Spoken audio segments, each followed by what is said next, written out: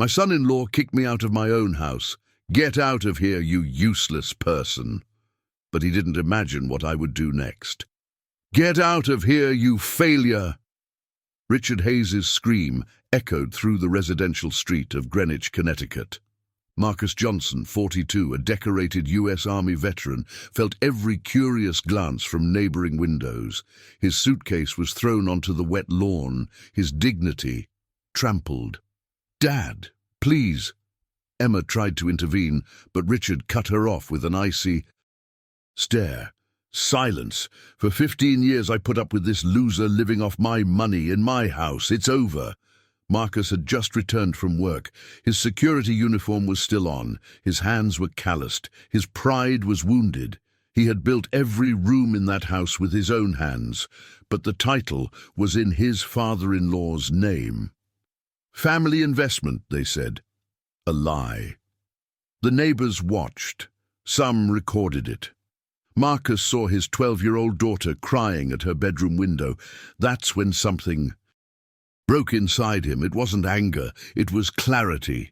He picked up the suitcase, he turned to Richard and smiled. "Thank you, Mr. Hayes. You just set me free." Richard frowned. That wasn't the reaction he expected. Have you ever felt invisible within your own family? Marcus Johnson wasn't always a broken man. 15 years ago, he was the most promising soldier in his unit, decorated in combat in Afghanistan, a natural leader. But an IED explosion changed everything. He returned with shrapnel in his body and scars on his soul, severe PTSD, nightmares, tremors. The army discharged him with honors, but without any real support structure. Veterans like him were statistics, not priorities. Emma was a nurse at the military hospital where he recovered. She saw beyond the scars. She saw the man. They married 6 months later, against the wishes of Richard Hayes, a Connecticut real estate magnate. "My daughter with a broken soldier? Never," Richard said at the time. But Emma was pregnant. Richard swallowed his pride and offered a deal. They would live on the family estate, a mansion in Greenwich, while Marcus recovered. The title would remain with Richard. To protect the family patrimony. Marcus accepted. It was temporary, he thought, or so he deluded himself. Years passed. Marcus got a job as a night security guard at a shopping mall. He paid the bills. He renovated the entire house with his own hands. Electrical installations, plumbing, landscaping. That house was his creation. But for Richard, Marcus was the loser who lives off me. How would you react if someone called you a parasite after working your hands until they bled? The humiliations were constant. Family dinners where Richard forgot to set a place for Marcus. Parties where he introduced him as Emma's bodyguard. Disdainful glances whenever Marcus dared to offer an opinion on any subject. Emma asked for patience. "That's just how he is, love. He'll change." It hasn't changed. It's gotten worse. The last straw came on an ordinary Tuesday. Marcus arrived home from the night shift exhausted. He found Richard in the office with documents scattered around. "We need to talk." Marcus sat down, still in his uniform. "I sold the property. $8 million deal. The buyers take possession in 30 days. Marcus's world stopped. "And what about us?" Richard laughed. A cruel, calculated laugh. "Do you really think there's a we? Emma and Sophie are going to live with me in my penthouse in Manhattan. And you disappear from my sight. But I renovated this entire house. I spent my savings on materials. And I appreciate the cheap labor." Richard lit an expensive cigar. "You have 24 hours. After that, I'll call the police." That's when Emma walked in. Marcus looked at her, expecting indignation, defensiveness, anything. She looked away. "Emma, it's better this way, Marcus. For Sophie. She needs stability. Where are you watching this now? If you're enjoying it, leave a like and subscribe to the channel. There's much more coming soon. 24 hours later, Marcus was on the sidewalk with a suitcase. Richard flung open the door and, to ensure the humiliation was complete, shouted loud enough for the whole street to hear, "Get out of here, you useless piece of crap! Parasite, my daughter deserves a real man!" Neighbors came to their windows. Some were recording. Marcus saw Sophie's face in the window, bathed in tears. Richard threw the suitcase. It opened. Clothes scattered across the lawn. "And don't even think about seeing Sophie. I already have lawyers preparing visitation restrictions. A loser as unstable as you? No judge will give you custody." Marcus felt his blood boil. His fists clenched. 15 years of humiliation, of bowing his head, of being treated like trash. But then he remembered something, a detail, a small piece of paper he had kept for years. He smiled, and Richard realized he had made a terrible mistake. Have you ever slept in your own car while your family slept in a mansion? Marcus spent his first night in the 2008 Honda Civic, parked at a 24-hour gas station. The back seat was far too cramped for his 1.85 height. Every time he closed his eyes, he heard Richard's scream echoing. Useless, parasite, failure. He had $847 in his account. 15 years of work. Where had his money gone? Home renovations, private school for Sophie, family expenses that Richard always said were investments in everyone's future. The future belongs to everyone, but not to him. In the morning, Marcus went to the local YMCA to shower before work. In the mirror, he saw a 42-year-old man who looked 60, grey hair, deep dark circles under his eyes. But there was something different about his eyes. Determination. He pulled a yellowed envelope from his pocket. Inside was a document he had kept for 15 years, since it all began. A document that Richard Hayes had been careful to hide, but which Marcus, in a moment of suspicion, had secretly photocopied. It was a deed of loan for use with improvement clause. In complicated legalese, the document stated something simple. If Marcus made substantial improvements to the property, above $50,000 in value, he would be entitled to proportional compensation in the event of a sale or dispute. Marcus had invested over $120,000 in renovations over the years. New roof, complete electrical system, plumbing, landscaping, all documented in receipts that he religiously kept in a safe. Richard didn't know that. How would you feel if you discovered that the villain in your story made a fatal mistake? Marcus went to a public library and searched for 2 hours. He found 3 lawyers specializing in real estate disputes. The third, a man named James Chen, agreed to analyze the case pro bono. "Interesting," Chen said, adjusting his glasses as he read the deed. "Very interesting. Your father-in-law tried to be clever with that clause, probably to protect himself in case you sued.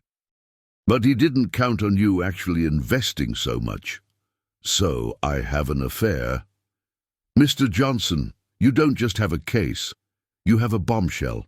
If we can prove the value of the improvements, you could be looking at a 6-figure settlement, maybe 7.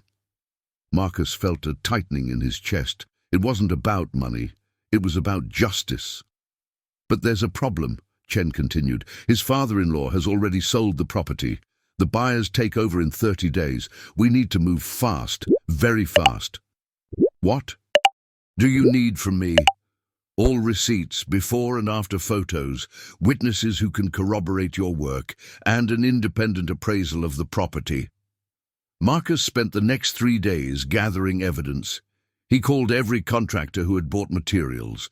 He printed bank statements. He spoke with neighbors who had seen him working on the house for years.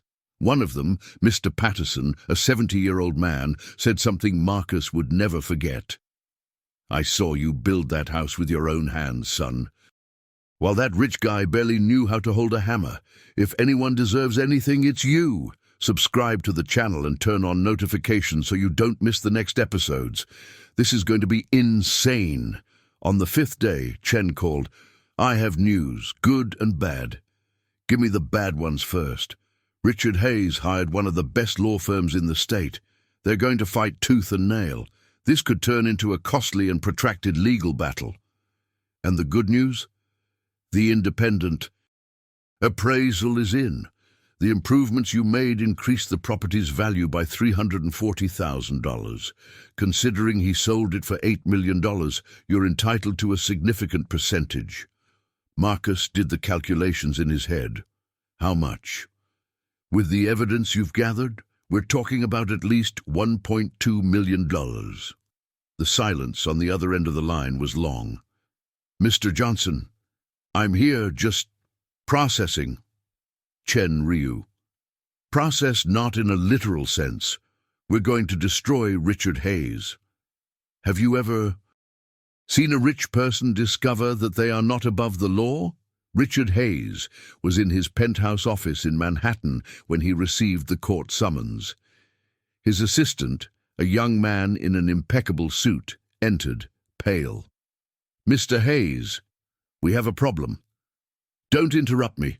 I'm closing the deal on... It's about Marcus Johnson. Richard stopped. He turned slowly. What did that loser do now? Is he living under a bridge? He's suing you. Dispute over improvements to the Greenwich property.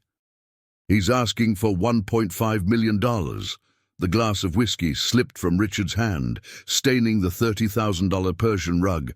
What is he doing? The assistant handed over the documents with trembling hands. Richard read them quickly, his face turning from red to purple. This is ridiculous. I gave this parasite a roof over his head for 15 years, and he has the audacity to... Sir, he has documentation, receipts, photos, witnesses, and the loan agreement.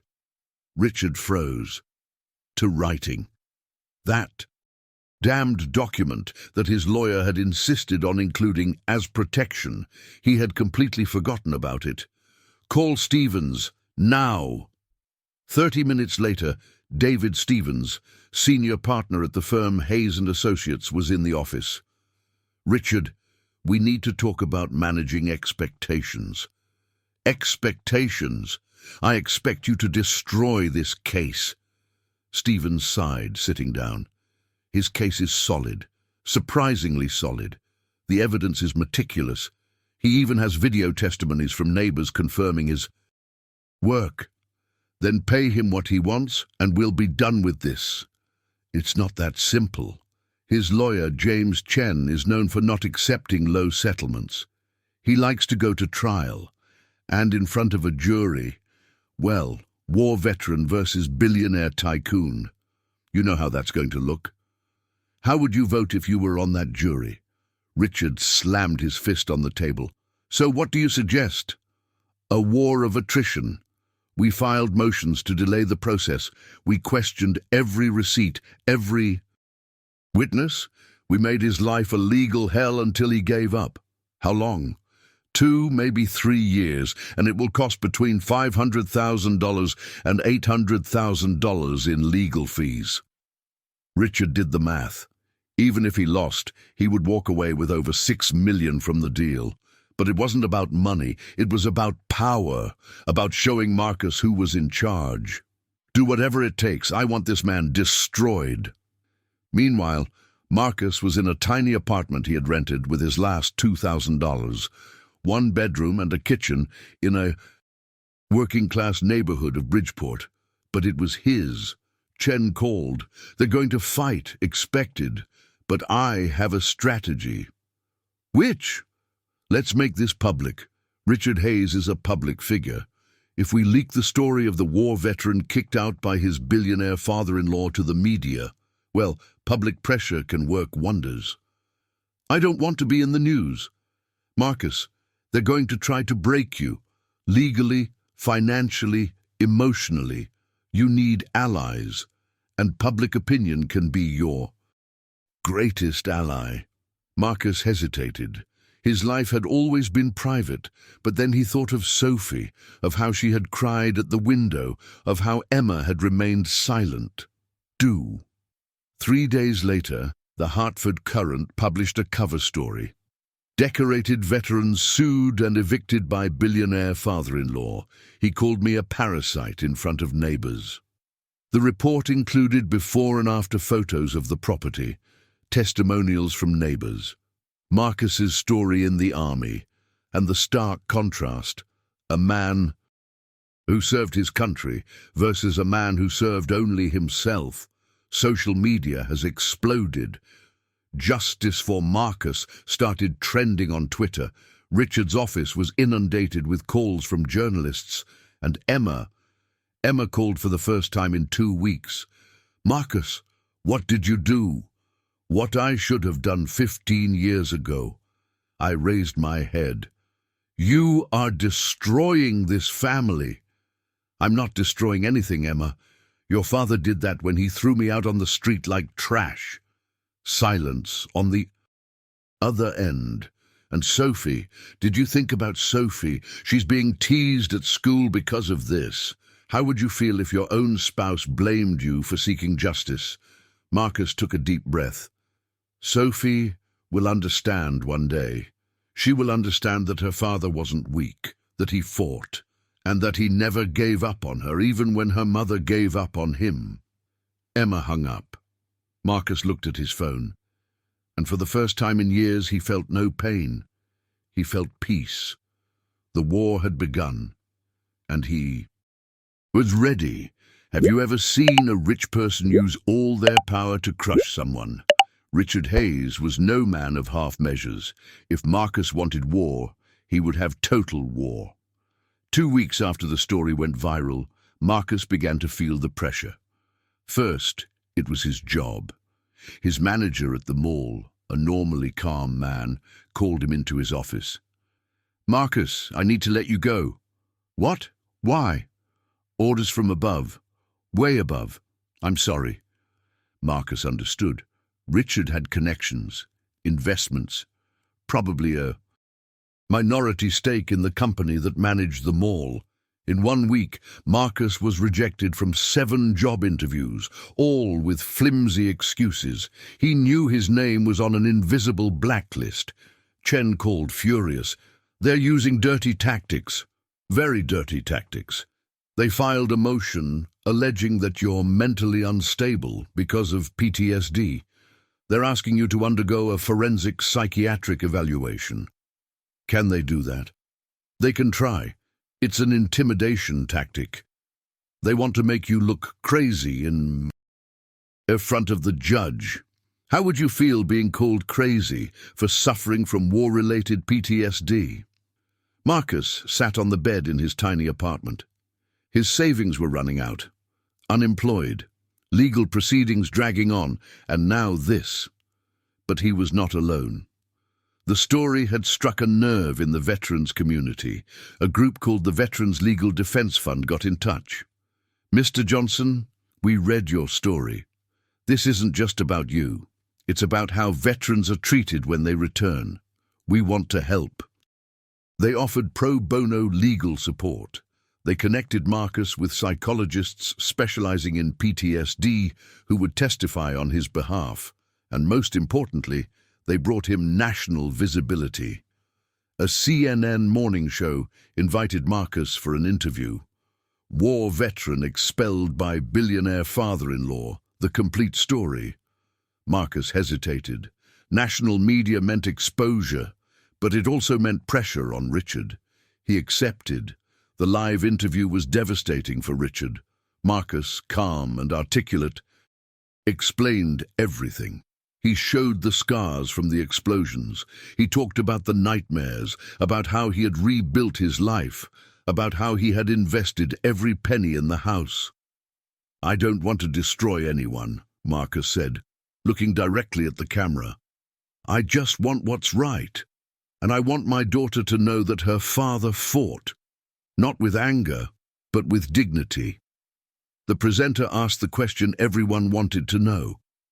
If you could speak to Richard Hayes right now, what would you say? Marcus thought for a moment. "I would say thank you, because he set me free. I spent 15 years trying to prove my worth to a man who would never see me as human. Now I don't need to prove anything anymore. I know my worth. The interview received 4 million views in 24 hours. Leave a like if you're rooting for Marcus and share it with your friends so they can see this story. Richard watched from his office, repeatedly banging his fist on the table. That son of a... Stevens, the lawyer, interrupted. Richard, we need to talk about an agreement. A deal after this public humiliation. Precisely because of that. You've become the national villain. Your companies are losing contracts. Partners are distancing themselves. And the jury... Well, after this interview, there's no jury in the country that would vote in your favor. How much? They're asking for 1.5 million. I suggest offering 900,000 and closing the deal. Richard snorted. Giving almost 1 million to that guy. Richard, if this goes to a jury and you lose, it could be 2 or 3 million, plus legal costs, and a permanently destroyed reputation. Richard knew Stevens was right, but his ego screamed against it. Let me think. That night, Emma showed up at Marcus's apartment. She looked different, thinner, sunken eyes. We need to talk. Marcus let her in. Sophie is devastated, Emma began. She asks about you every day. Dad forbade any contact. He said you're dangerous. And you believe that? Emma looked at her own hands. I don't know what to believe anymore. Dad takes care of us. He always has, but he treats you like trash. And I let him. For 15 years, I let him. What would you do if your spouse finally admitted this? Tears streamed down Emma's face. I'm sorry, I'm so sorry. Marcus wanted to feel anger. He wanted to scream. But looking at Emma, he saw a woman broken by her own family. Emma, you have a choice. Either you side with your father, or you side with what is right. There's no sitting on the fence. He's going to disinherit me. He's going to take Sophie away from me. And is living under his control for the rest of my life worth that price? Emma didn't answer.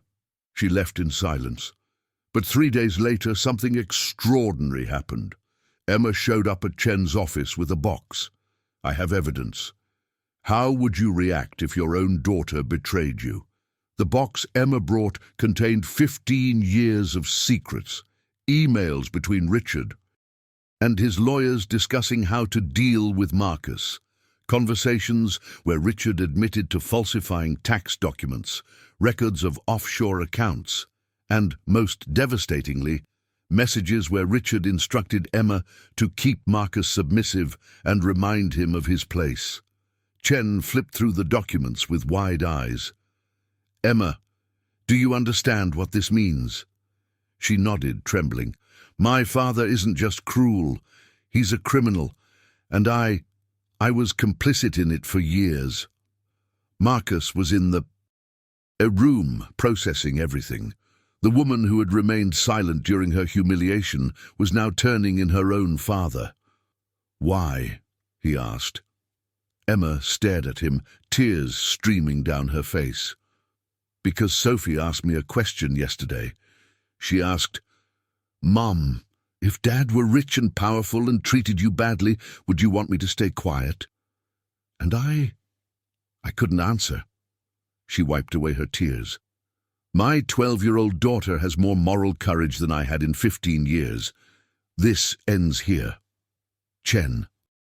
Organize the documents methodically. With this, we don't just have a case of improvements, we have fraud, financial coercion, possible tax evasion. Emma, are you willing to testify? Yes, and I want joint custody of Sophie, away from my father. Subscribe to the channel. This story is getting insane. When Richard found out about Emma's betrayal, his reaction was explosive. He summoned Emma to his office. Marcus insisted on going along, with Chen present as a witness. How dare you? Richard yelled as soon as Emma entered. I gave you everything. a house, a car, Sophie's education, and you stab me in the back for this trash? He's not trash, Dad. He never was. And you know that. You are destroying this family. No! Emma shouted back, surprising everyone. You destroyed this family a long time ago, when you turned our home into a prison, when you humiliated my husband daily, when you taught Sophie that love means control. Richard pointed his finger at Marcus. This is his fault. He manipulated you. Marcus, who had remained silent, finally spoke. Richard, for 15 years I kept my head down. I accepted the humiliations because I thought I was protecting my family. But you know what I discovered? Silence is not peace. It's surrender. You're nothing but a decorated veteran, Chen interrupted. A man who served his country while you served only yourself. And now, a man with enough evidence to put you in jail. The silence was deafening. Stevens, Richard's lawyer, whispered something in his ear. You have nothing, Richard said, but his voice was less confident. We have emails where you admit to falsifying documents, Chen began to list. Records of undeclared accounts in the Cayman Islands, messages instructing your daughter to manipulate your son-in-law. Do you want me to continue? Richard sank into his chair. What do you want? Justice, Marcus said simply. 1.5 million for the improvements. Shared custody of Sophie. And you stay. Away from my family. Forever. What if I refuse? Then we hand all of that over to the IRS and the prosecution, Chen said.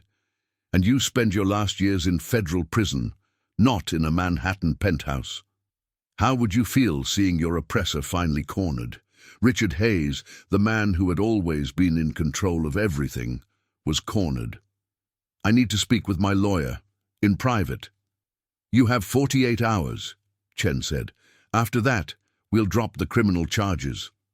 As they left, Sophie was waiting in the lobby. Emma had brought her against Richard's orders.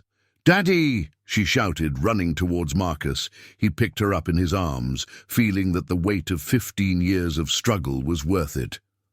I knew you would come back, Sophie whispered. I knew you were strong. Marcus looked at Emma, who was smiling shyly. He glanced at Richard through the glass door of the office. A broken man. And he realized something. The real victory wasn't about the money. I was in that embrace. Would you accept a deal or let the villain bleed? 47 hours later, Stevens called. We have a proposal. Marcus, Emma and Chen met in Chen's office. The connection was on speakerphone. Richard agrees to pay 1.3 million, Stevens began. 1.5 or we go to trial, Chen replied immediately. 1.3 is our final offer, and Richard is keeping all fraud allegations confidential. Nothing will go to the IRS. Marcus was about to protest, but Chen raised his hand. Marcus inherits joint legal custody of Sophie with unrestricted visitation. Emma receives 40% of the marital assets in the divorce settlement. Richard completely withdraws from their lives, and he signs a confession of guilt regarding the deed of improvements for registration purposes. Silence on the other end. That's blackmail. No, it's justice. And Richard should be grateful he's not in a cell. More silence. I will consult my client. They hung up. Emma looked at Marcus. Do you think he'll accept? He has no choice, and he knows it. 3 hours later, Stevens called back. Richard agrees, but he wants one clause. There can never again be any lawsuit, legal action, or public exposure involving him and Marcus. This ends here. Chen looked at Marcus, who thought for a long moment. I accept, but on one condition. Which? He apologizes, in front of Sophie, in person. Stevens laughed from the other side. You're kidding. No. He spent 15 years humiliating a man in front of his own granddaughter. Now he has to swallow his pride once and for all, or there's no deal. Richard will never. Then I'll see you in court. and on the front page of the Wall Street Journal. Stevens hung up. Emma was speechless. Marcus, do you really think he's going to do that? If he wants to keep his freedom and his fortune? Yes. Chen smiled. You learned well. Turn on notifications. You cannot miss the next chapter. 2 days later, in a neutral meeting room at a law firm, the unthinkable happened. Richard Hayes entered. He looked visibly aged. The man who always wore $10,000 suits was now in a simple navy blue suit. No tie, no expensive cigar. Sophie was sitting between Marcus and Emma. Richard looked at his granddaughter, then at Marcus. Let's just get this over with, he murmured. Dad, Emma said firmly, you promised. Richard took a deep breath, the pride of a billionaire being squeezed through the needle of humility. Marcus, he began, his voice trembling. I was unfair for many years. You didn't deserve to be treated the way I treated you. Marcus remained impassive. And I'm sorry. Looking into my eyes, and in front of Sophie, Richard finally looked up, and for the first time, Marcus saw something he had never seen before, a real shame. I'm sorry, Marcus, for everything. Sophie, at only 12 years old, understood the weight of that moment. She looked at her grandfather, the man she admired, revealed as someone lesser. Grandpa, why were you so mean to my father? The innocent question hit Richard like a punch. I don't know, darling. You know, Marcus said. You couldn't stand that your daughter chose someone you couldn't control. And when you realized I wasn't going to live like your puppet, you spent 15 years trying to break me. Richard did not reply. But you know what you didn't understand? I was already broken. The war had already done that. And I rebuilt myself, brick by brick. And you saw it. You saw a man rise again. And even so, you tried to bring me down. How would you feel hearing these words?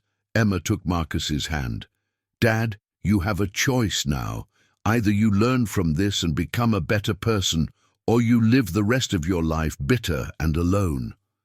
Richard nodded slowly. He signed the documents without saying anything more. He stood up, looked at Sophie one last time, and left. Marcus never saw him again. The transfer of $1.3 million was completed in 1 week, and for the first time in 15 years, Marcus Johnson was free, completely free. What would you do with $1.3 million after years of living on minimum wage? Marcus didn't buy a luxury car. He didn't move into a mansion. He didn't flaunt his wealth on social media. He did something different. First, he bought a modest house in Bridgeport, 3 bedrooms, a small garden, a garage. Nothing extravagant, but it was his, in his name. Second, he put $400,000 into an educational fund for Sophie. College, graduate school, everything she needed. Third, paid off all debts, years of treatment for PTSD not covered by VA, credit cards, loans. And then, with $600,000 remaining, he did something that surprised everyone. He opened a construction company specializing in hiring veterans. Johnson Veterans Construction, rebuilding homes, rebuilding lives. The idea came from his own experience. How many veterans were unemployed not for lack of skill, but for lack of opportunity, for untreated trauma, for a society that forgot them as soon as they returned? Marcus knew dozens of them. He'd met several at the YMCA, sleeping in cars, struggling with addictions, invisible. He hired them. Jake Martinez, 34, an Iraq veteran with shrapnel wounds in his right leg, an incredible electrician, but no one would hire him because of his physical disability. Tyrone Williams, 29 years old, Marine with severe PTSD, carpentry skills he learned from his father before enlisting. Sarah Chen, 38, one of the few female veterans, is a plumbing specialist in the Army Corps of Engineers. Marcus assembled a team of 12 veterans. They weren't just employees, they were a family. If you know any veterans, tag them in the comments. The first contract came from an unlikely ally. Mr. Patterson, the 70-year-old neighbor who had testified in Marcus's favor. I need to renovate my entire house. I heard you started a company. The work is yours. Marcus and his team transformed Patterson's house in 3 months. Impeccable work. On time. On budget.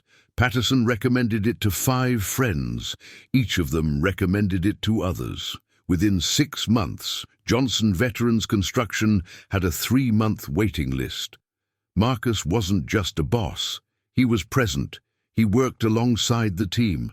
When Jake had an anxiety attack in the middle of a job, Marcus would stop everything and stay with him until it passed. When Tyrone revealed that he was sleeping in his car because he couldn't afford rent, Marcus took him into his home for 2 months. Until he got back on his feet, the company wasn't about profit, it was about restoration, dignity.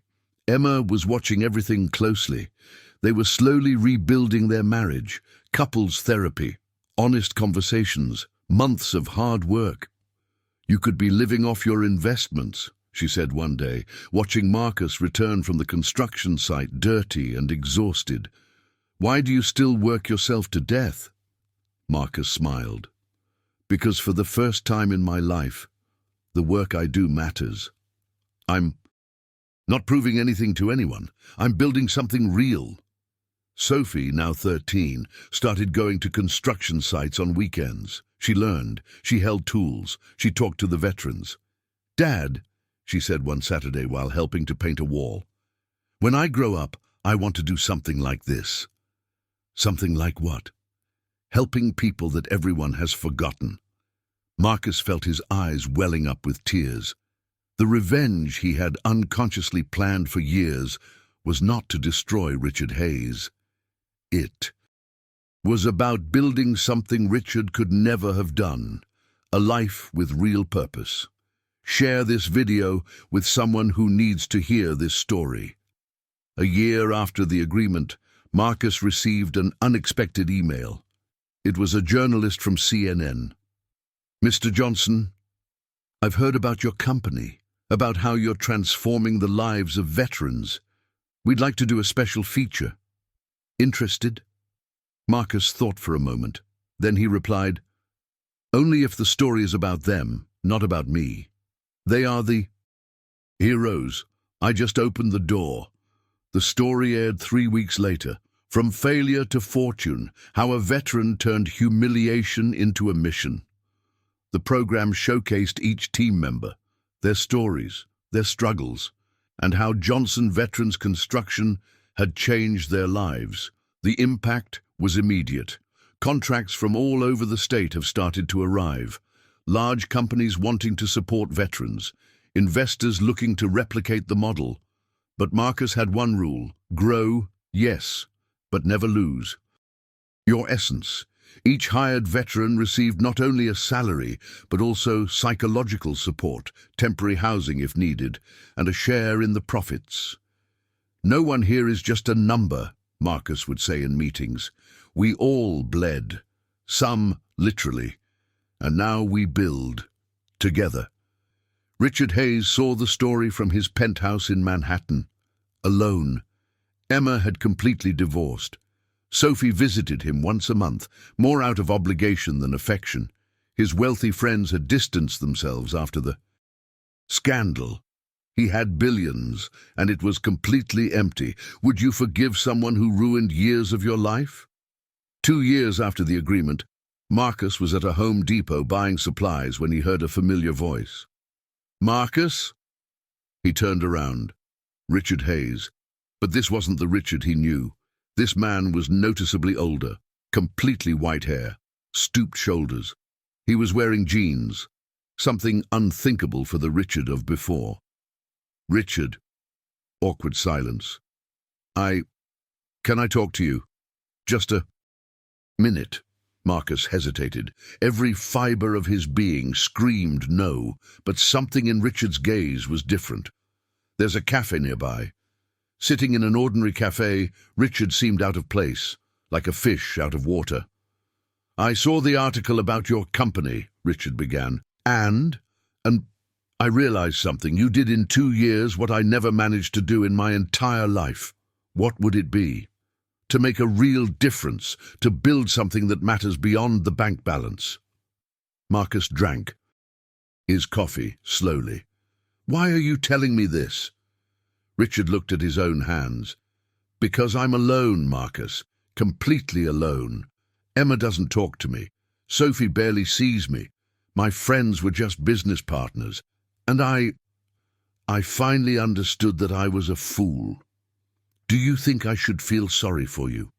No, I don't expect your pity or your forgiveness.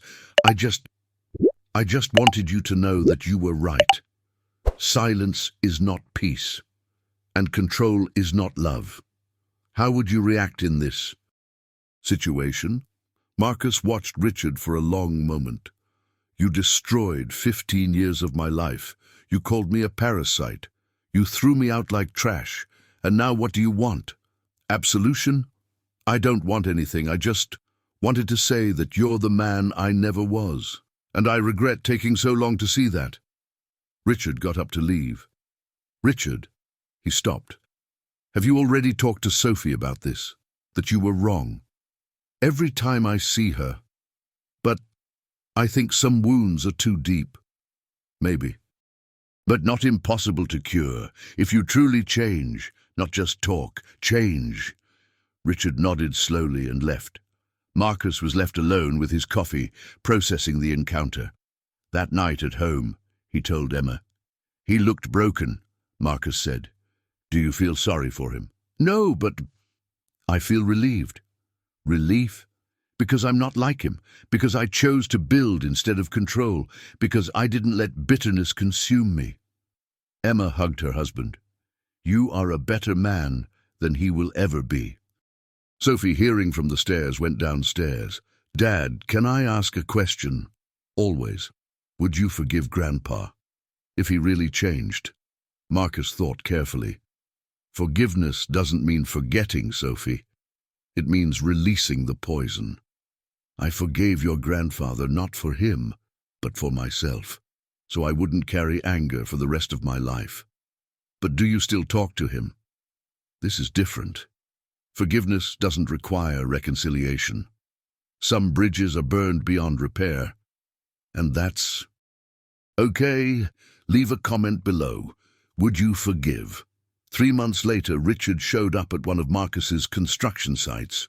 What do you want? Marcus asked, surprised. To offer something. No strings attached, no games. Offer what? An investment of $500,000 in your company. No equity, no control, just capital for you to expand. Marcus crossed his arms. Why? Because it's the only thing I can do that truly matters. You're changing lives. I want to help anonymously.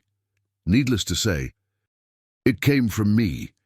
Marcus studied the man in front of him. You understand that I don't trust you, right? Perfectly. And am I supposed to have my lawyer review every line of any contract? Expected. Marcus sighed. Send me the proposal. No promises. Richard nodded and turned to leave. Richard? Try. If this is just another game. No, it's not, I promise. Marcus wasn't sure if he believed it, but he saw something that perhaps Richard would finally understand. Redemption doesn't come from money. It comes from action. What do you want people to say about you when you're gone? 5 years after his expulsion, Marcus was at a veterans event in Washington, D.C. His company had grown. 50 veteran employees, contracts in 3 states, partnerships with large corporations committed to social responsibility. But it wasn't the numbers that mattered to Marcus. It was the faces. Jake Martinez, the electrician, now operations manager, was married and expecting his first child. Tyrone, Williams had overcome PTSD with years of company-supported therapy. Now he was training new veterans. Sarah Chen had become a sales representative, closing multi-million-dollar deals using her experience as a veteran, and there were dozens of others. The event in D.C. was special. Marcus had been invited to receive an award, Veteran of the Year, Community Impact. Sophie, now 17, was in the audience with Emma. When Marcus stepped onto the stage, he looked out at the sea of faces. Veterans of all ages, generations of service. "I didn't deserve this award," he began, and some laughed, thinking it was false modesty. "No, seriously, I didn't deserve it, because all I did was open a door. The men and women who work with me, they are the real heroes." He pointed to Jake, Tyrone, and Sarah in the audience. "That man over there overcame an injury that doctors said was debilitating. That woman over there fought in areas that most of us don't even know exist. And that guy over there saved 3 comrades from an IED before suffering trauma that still haunts him. Subscribe to the channel and turn on notifications. We're almost at the end, and it's going to be epic. I received this award because I was given a chance that was denied to me for years. And when I finally got it, I decided to make sure that others wouldn't have to wait as long as I did." He paused. 5 years ago, I was sleeping in a car. I was kicked out of my own home, called useless, a parasite. And you know what that taught me? Total silence in the auditorium. A man's worth is not in what others say about him. It's in what he does when no one believes in him. It's in how he gets up when he's knocked down. And it's in how he uses pain to build something that alleviates the pain of others. The audience rose to their feet in applause, but Marcus wasn't finished. "This award is not mine. It belongs to every veteran who is still fighting, who is still looking for work, who still feels that society has forgotten them. I tell you, you are not forgotten. You are essential, and there are people willing to fight for you." When he stepped off the stage, there were tears in dozens of eyes. Emma hugged him tightly. "I'm so proud of you." Sophie, with tears in her eyes, said, "Dad, I want to be like you." "No, darling, you must be better than me." That night at the hotel, Marcus received an unexpected message. "Richard's era.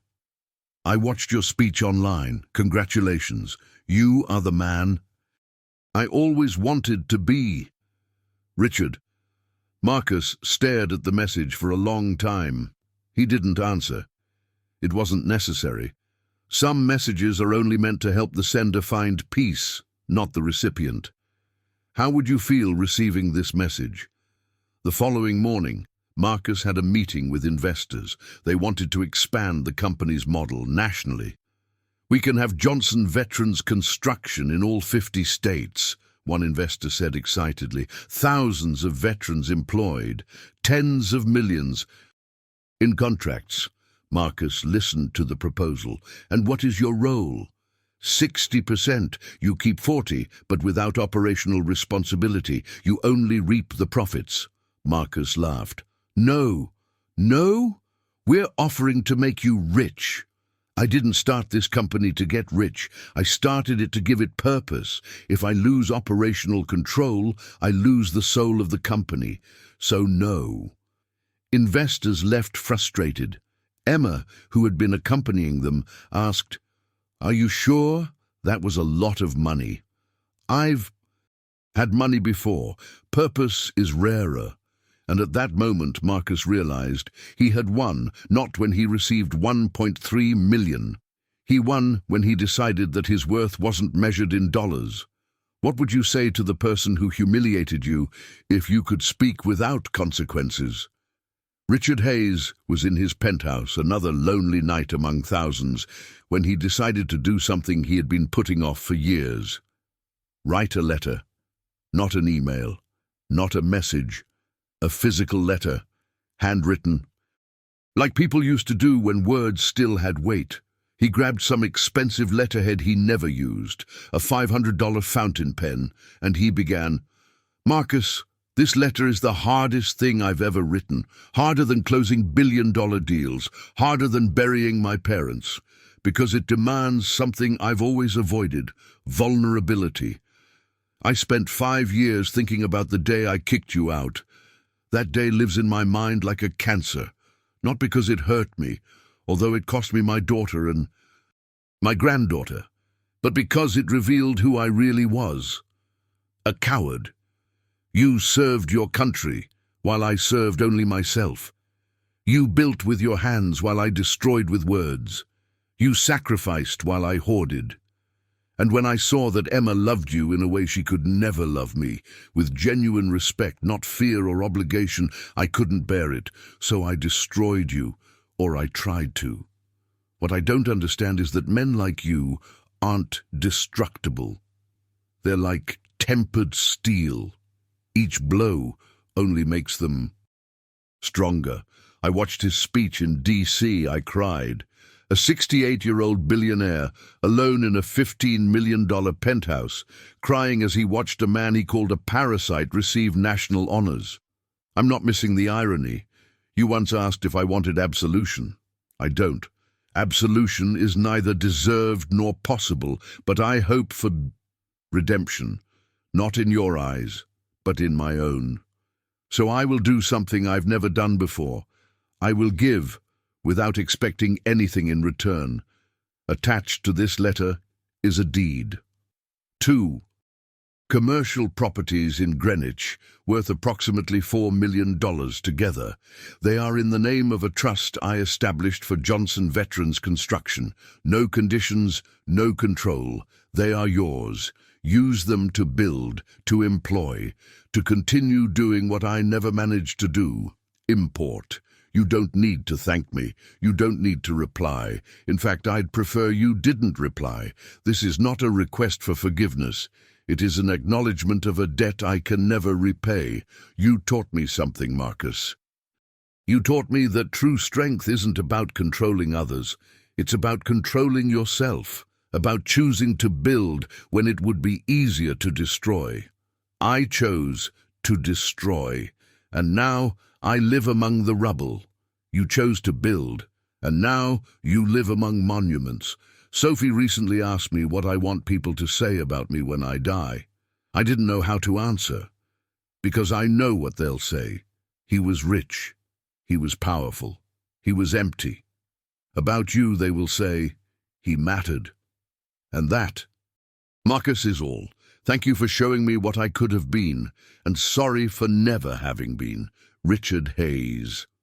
He sealed the letter containing the trust documents. He addressed it. He personally took it to the post office. And for the first time in years, Richard Hayes slept without nightmares. Share this with someone who needs to see this story. When Marcus received the letter, he read it 3 times. Emma read over his shoulder.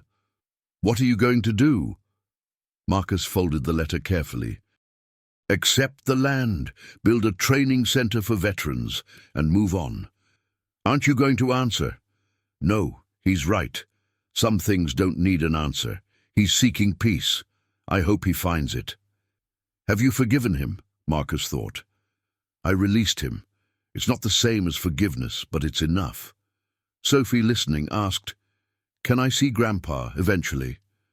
Whenever you want, daughter. That's your choice, not mine. And so, a story that began with hatred and humiliation found not revenge, but something rarer, mutual dignity. How would you use $4 million to do good?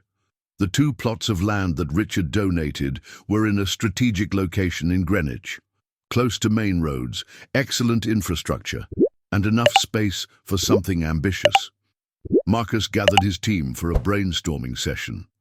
We have a unique opportunity, he began. 2 plots of land, $4 million in value. How do we use this to make the maximum impact? Jake suggested expanding the offices. Sarah proposed a technical training center, but it was Tyrone who had the winning idea. What if we built not just a training center, but a complete campus with temporary housing, workshops, a therapy area, and commercial space where veterans could sell their own products? Marcus remained silent, watching. A complete ecosystem. Exactly. Veterans arrive with nothing. We offer not only employment, but the entire structure to rebuild their lives. Housing for 6 months, intensive training, therapy included. And then transition to employment or even their own businesses. The room erupted in excitement. Total cost, $8 million. Marcus had $4 million worth of land. He needed another $4 million. Would you donate to this project? He launched a crowdfunding campaign, Veterans Rising Campus, from warriors to builders. The campaign video was simple. Marcus spoke directly to the camera. 5 years ago, I was kicked out of my own home. Today, I have the chance to build a place where veterans are never kicked out. Where they always have a roof over their heads. Where they always have a purpose. Help us build that. Jake, Tyrone, Sarah, and other veteran team members shared their stories. The goal was $4 million in 6 months. They achieved it in 3 weeks. Large corporations contributed, but the majority came from small donations, $20, $50, $100, thousands of ordinary people. An anonymous donor contributed $1 million at once. Marcus suspected who it was, but didn't ask. With a total of $9 million, they exceeded their goal. Construction began. Marcus didn't hire large construction companies. He used his own team, expanded for the project. Every wall was raised by the hands of veterans. Every nail was hammered by someone who understood the purpose. The construction took 14 months. When the Veterans Rising Campus finally opened, there were over 1,000 people in attendance. State governor, members of Congress, retired generals. But mostly veterans, hundreds of them. Marcus went up on stage at the opening ceremony. "This place," he began, his voice trembling, "is not mine. It's ours. It belongs to every veteran who was forgotten, ignored, discarded." He pointed to the building. "These walls tell a story of men and women who served, suffered, and now build. Some of you arrived here sleeping in cars. I know because I slept in a car. Some of you were called failures. I know because I was called a failure." The emotion was palpable. "But you know what this place proves? That failure is not the end. It's a new beginning. That trauma is not destiny. It's a starting point. And that when veterans unite with purpose, there's nothing we can't build. Leave a like if you're excited. The final chapter is coming soon." The first group of 20 veterans moved in the following week. Among them was a 24-year-old named David. He had served in Syria. He returned with an amputated leg and severe depression. No family, no prospects. Marcus received him personally. "Welcome, David. You're not alone here." David looked around, tears streaming down his face. I thought there was no place for me in this world." Marcus placed his hand on his shoulder. "There's always room. I just needed someone to open the door." 6 months later, David had completed his carpentry training. He overcame his depression with intensive therapy. And he accepted a job on Marcus's permanent team. "You saved my life," David said. "No, David, I opened the door. You saved your own life by walking through it." And at that moment Marcus understood. This was always the plan. No revenge against Richard. There is no justice in the courts. But to build something bigger than himself. A legacy that would continue long after he was gone. Can some broken bridges be rebuilt? Sophie was now 19 years old. She was in her second year at Harvard, studying public policy with a focus on veterans' issues. She had maintained limited contact with Richard over the years, occasional dinners, birthday calls. But there was always an invisible wall. She was the one who suggested the dinner. "Dad, Mom, I want you to come. And Grandpa too." Marcus and Emma exchanged glances. "Daughter, I don't know if... Please, I know there's history. I know it hurts. But I need this. I need to see my family reunited, just once. There was something in Sophie's voice that made Marcus agree. Dinner was at a neutral restaurant in Boston. Marcus arrived first with Emma. Richard arrived 10 minutes later. They greeted each other with formal nods, like polite strangers. Sophie made a point of sitting between everyone. Could you have dinner with someone who humiliated you? The first few minutes were uncomfortably quiet, glancing at the menu. Polite orders, nothing substantial, until Sophie broke the silence. Grandpa, tell me about when you were my age. Richard blinked, surprised. I was building my first business, a small real estate rental company. Were you happy? The question caught him off guard. I was ambitious. I don't know if I was happy. And now, heavy silence. Now I have everything I ever wanted, except the people who matter. Emma shifted uncomfortably. Marcus remained impassive. Sophie continued. Dad, tell me about your time serving in Afghanistan. Marcus spoke about camaraderie, about mission, about sacrifice. And how do you feel when you look back? Pride, despite the pain. Pride in having served something greater than myself. Sophie then asked the question everyone dreaded. Have you two ever been happy in the same room? Richard and Marcus looked at each other for the first time. On your 5th birthday, Marcus said softly. You laughed so hard you spat out grape juice. We all laughed together. Richard smiled sadly. I remember that. So it was possible, Sophie said, even if only for a moment. She took a deep breath. You don't have to be friends. You don't have to love each other. But can you respect each other? For my sake. How would you feel? In that position, Richard was the first to speak. Marcus, I wasted years trying to make you feel small because I felt small myself. I saw qualities in you that I always lacked, and instead of learning, I attacked. He paused. You've built something extraordinary, not just the company, but a life with meaning, and I'm grateful that Sophie has you as an example, even though I was a terrible example. Marcus listened in silence.